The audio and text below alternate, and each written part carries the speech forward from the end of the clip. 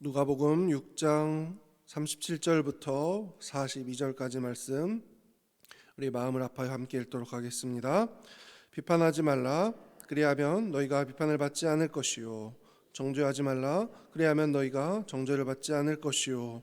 용서하라. 그리하면 너희가 용서를 받을 것이요. 주라. 그리하면 너희에게 줄 것이니 곧 후히되어 누르고 흔들어 넘치도록 하여 너희에게 안겨주리라. 너희가 헤아리는 그 헤아림으로 너희도 헤아림을 도로 받을 것이니라. 또 비유로 말씀하시되 맹인이 맹인을 인도할 수 있느냐? 둘이 다 구덩이에 빠지지 아니하겠느냐? 제자가 그 선생보다 높지 못하나 무릇 온전하게 된 자는 그 선생과 같으리라. 어찌하여 형제의 눈 속에 있는 티는 보고 내 눈 속에 있는 들보는 깨닫지 못하느냐? 너는 내 눈 속에 있는 들보를 보지 못하면서 어찌하여 형제에게 말하기를 형제여 나로 내 눈 속에 있는 티를 빼게 하라 할 수 있느냐? 외식하는 자여 먼저 내 눈 속에 들보를 빼라. 그 후에야 내가 밝히 보고 형제의 눈 속에 있는 티를 빼리라. 아멘. 성도님들이 교회를 떠나는 이유는 많이 있습니다. 하지만 그 내면 깊숙한 곳으로 들어간다면 성도들끼리 이해하지 못하고 목회자를 이해하지 못해서 떠나는 경우가 거의 대부분의 이유일 것입니다. 아마 내로남불이라는 단어를 들어보셨을 것입니다. 내가 하면 로맨스, 남이 하면 불륜. 즉 같은 일을 하더라도 내가 하면 정당한 것이고 타인이 하면 불법이라는 것을 비꼬는 말이 바로 내로남불이라는 단어입니다. 내가 하면 정당하지만 타인이 하면 용납할 수 없다라는 뜻입니다. 고속도로를 타면 막힐 때 갓길로 얌체 운전을 하는 사람들이 있습니다. 차가 막힌다고 해서 갓길로 주행하는 것은 분명히 불법입니다. 그럴 때마다 막히는 차 안에서 그런 차들을 보면서 우리는 손가락질합니다. 그런데 만일 그 차 안에 위급한 환자가, 우리가 알아보지 못하는 위급한 환자가 있다면 어떻게 하시겠습니까? 물론 단순히 그 차는 막히는 것이 싫어서 갓길로 불법 주행을 했을 수도 있습니다. 하지만 그런 갓길로 운전하는 차를 우리는 차 안에서 그들을 손가락질하면서 이렇게 이야기합니다. 나는 참 법을 잘 지키는 사람이야 라고 나 스스로에게 이야기를 합니다. 그런데 여러분, 나는 신호위반한 적 없나요? 나는 급하다고 과속한 적 없나요? 주차 자리가 없어서 불법 주차한 적 없나요? 나도 역시 위법자의 모습을 하고 있다라는 것입니다. 오늘 성경에서 예수님께서 무엇이라고 말씀하고 계십니까?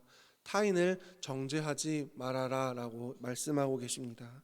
그리고 타인을 정죄하지 않는 사람이 용서받을 수 있다라고 예수님은 말씀하고 계십니다. 타인이 잘못했다고 지적하거나 그것을 고발한다면 그것은 부메랑이 되어서 다시 나에게로 돌아올 수 있다라는 것입니다. 37절 비판하지 말라. 그리하면 너희가 비판을 받지 않을 것이요. 정죄하지 말라. 그리하면 너희가 정죄를 받지 않을 것이요. 용서하라. 그리하면 너희가 용서를 받을 것이요. 어릴 때 있던 동화책 중에 팔이 없는 세상이라는 동화책이 있었습니다. 이 동화의 내용은 이러합니다. 한 나라의 왕이 파리 때문에 무척 고생을 했습니다. 잠잘 때 파리가 얼굴로 다가와서 잠을 자지 못하고 밥을 먹으려고 하면 파리가 음식 위에 앉아서 그 음식을 먹지 못하게 방해했습니다. 그러자 왕이 명령하길 파리가 없는 곳으로 날 데려가는 사람에게는 큰 상을 주겠노라 라고 이야기합니다. 이 말을 듣고 많은 사람들은 파리가 없을 만한 곳으로 왕을 안내합니다. 하지만 파리가 없는 곳은 없었습니다. 그런데 마지막에 한 노인이 와서 왕에게 이야기를 합니다. 왕이시여, 깨끗하게 목욕을 하십시오. 그러면 파리가 왕 주변에서 사라질 것입니다. 파리가 왕에게 꼬였던 이유는 단순합니다. 왕이 씻지 않아서, 왕의 몸에서 나는 냄새로 인해 파리가 왕 주변에 계속 꼬였던 것입니다. 즉 파리가 많이 꼬였던 이유는 다른 것에 이유가 있는 것이 아니라 왕 자신에게 있었다라는 것입니다. 왕이 깨끗하게 씻으니 다시 파리가 왕에게 꼬이지 않았다라는 내용으로 이 동화는 끝이 납니다. 제가 갑작스럽게 이 동화를 꺼낸 이유는 이와 같습니다. 씻지 않는 왕 주변에 파리가 꼬이는 것은 당연합니다. 죄인의 몸인 우리 주변에 서로 이해하지 못하는, 서로가 서로를 고발하는 사람들이 모이는 것도 당연하다라는 것입니다. 죄인들끼리 모여 살기에 우리 사이에는 다툼이 생길 수밖에 없는 것입니다. 그렇다고 신앙생활을 혼자 할 수는 없습니다. 다툼이 생기더라도 우리는 함께 지낼 수밖에 없는 것입니다. 그렇다면 이러한 상황을 우리는 어떻게 하면 조금이라도 잘 넘어갈 수 있을까요? 먼저 첫 번째로는 상대방을 사랑해야 합니다. 그래야만 우리는 상대방을 이해할 수 있게 되는 것입니다. 한번 연애를 할 때를 여러분 떠올려 보시기 바랍니다. 참 시시콜콜한 이야기로 연락을 많이 했습니다. 밥은 먹었느냐? 학교나 회사에서 별 일은 없었느냐? 진짜 시시콜콜한 것까지 다 이야기를 합니다. 왜 그렇습니까? 사랑하니까 관심이 생기는 겁니다. 점심에는 무엇을 먹었는지, 오늘 커피는 마셨는지, 커피를 마셨다면 아메리카노를 먹었는지, 라떼를 먹었는지, 정말 시시콜콜한 것까지 다 물어봅니다. 그런데 사랑하는 사람이 아니라 친한 친구라면 그런 것은 물어보지 않습니다.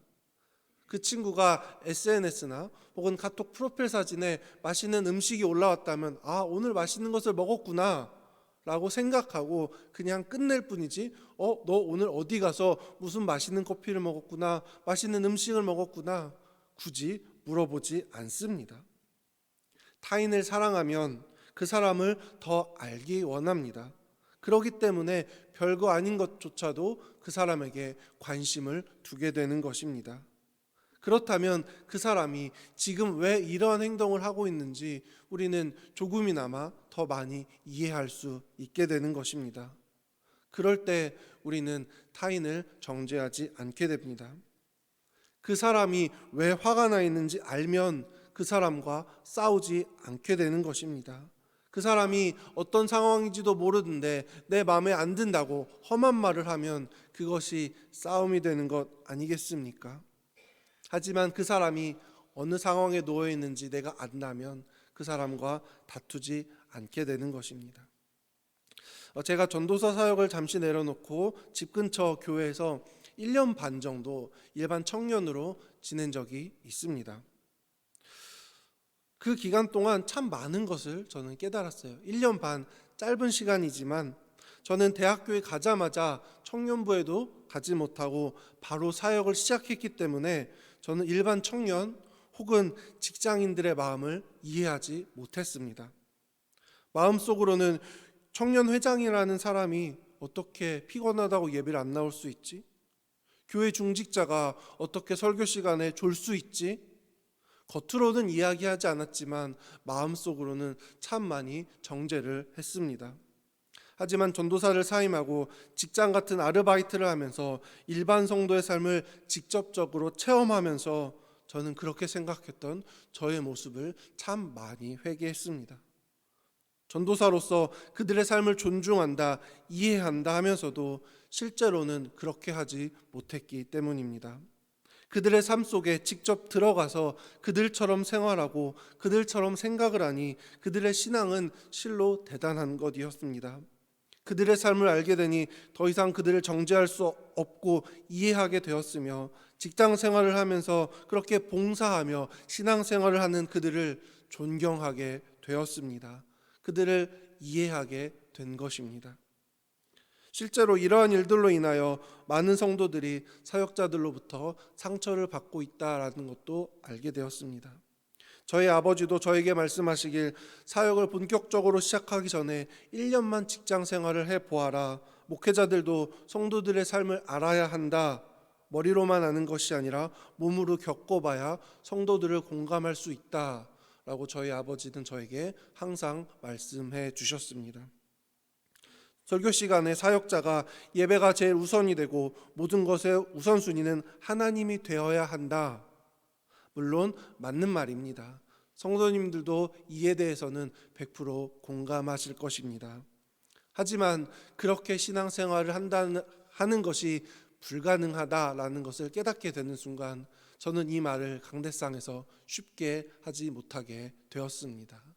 우리는 상대방의 삶을 살고 그들을 사랑해야 그들의 삶을 이해하고 더 이상 정죄하지 않을 수 있게 되는 것입니다.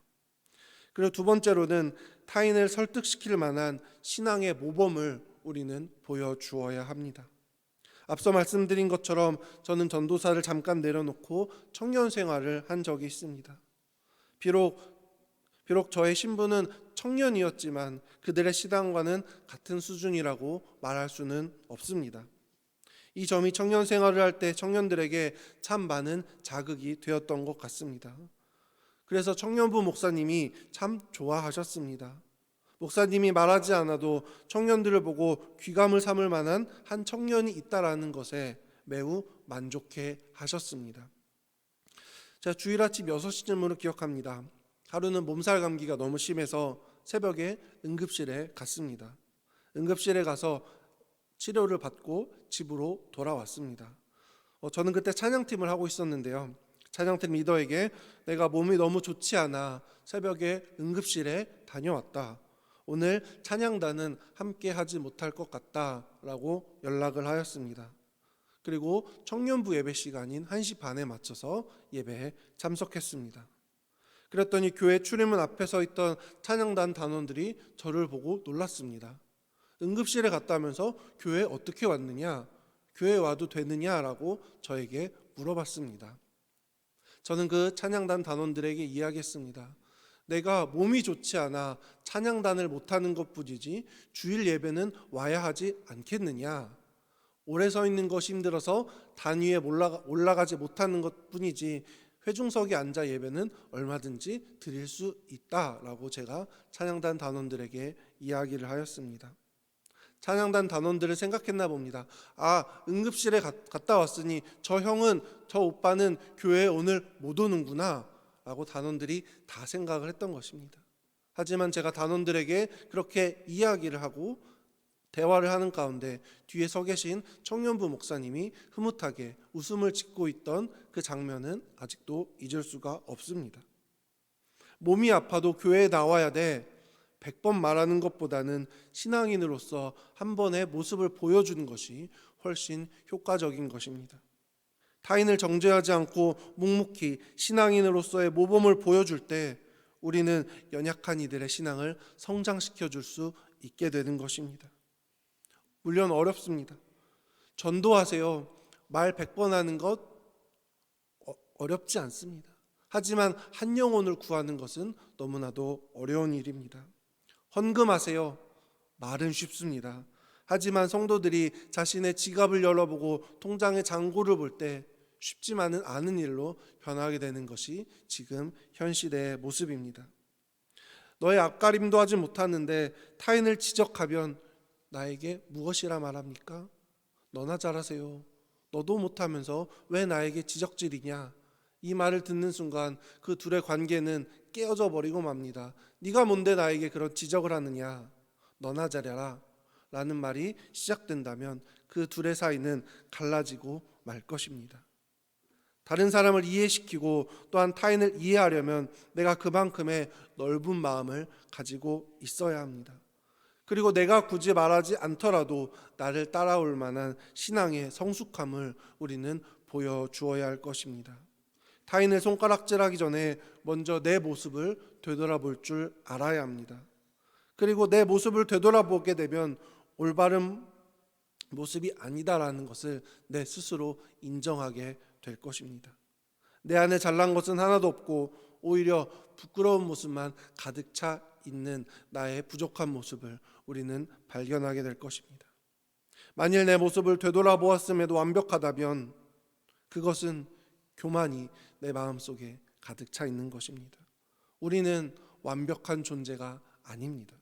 로마서 3장 23절 모든 사람이 죄를 범하였음에 하나님의 영광에 이르지 못하더니. 우리는 죄인이기 때문에 성경에서 그 누구도 완벽한 사람은 없다라고 이야기합니다. 율법의 완성인 사랑밖에 없음을 기억하시기 바랍니다. 율법으로 다른 사람을 재는 것은 서로 죄인들끼리 너도 죄인 나도 죄인이라고 말하는 것입니다. 성경에서 맹인이 맹인을 인도할 수 없다라고 이야기합니다. 죄인들끼리 누구의 죄가 더 크고 누구의 죄가 더 작은지 비교하는 것이 무슨 의미가 있겠습니까? 아무런 의미 없습니다. 이제 오늘 설교를 정리하겠습니다. 우리가 교회에서 상처받고 교회를 떠나는 이유는 세상에서의 일하는 방법을 교회로 가지고 왔기 때문입니다. 또한 세상에서 일하는 것에 회의감을 들고 그 회의감에 의문을 품고 정답을 얻지 못했기 때문에 우리는 교회를 떠나게 되는 것입니다. 세상의 방법을 가지고 교회로 들어오면 우리는 좌절할 수밖에 없습니다. 왜 그렇습니까? 세상의 법은 완전하지 못한 사람들이 만든 것이기 때문입니다. 교회 안에서 넘쳐나야 할 것은 정죄와 법이 아니라 그 사람을 이해하고 그 사람을 사랑으로 품어주는 것입니다. 손해보며 살 수는 있지만 하나님의 사랑을 경험한다면 우리는 더 이상 교회 안에서 성도들과 얼굴 붉히지 않고 그들을 이해하며 아름답게 신앙생활할 수 있을 것입니다. 우리 모두 사람의 방법으로 세상을 살아가는 것이 아니라 하나님의 방법으로 교회의 일을 감당하는 우리 성도님들이 되시길 주님의 이름으로 축원합니다. 아멘.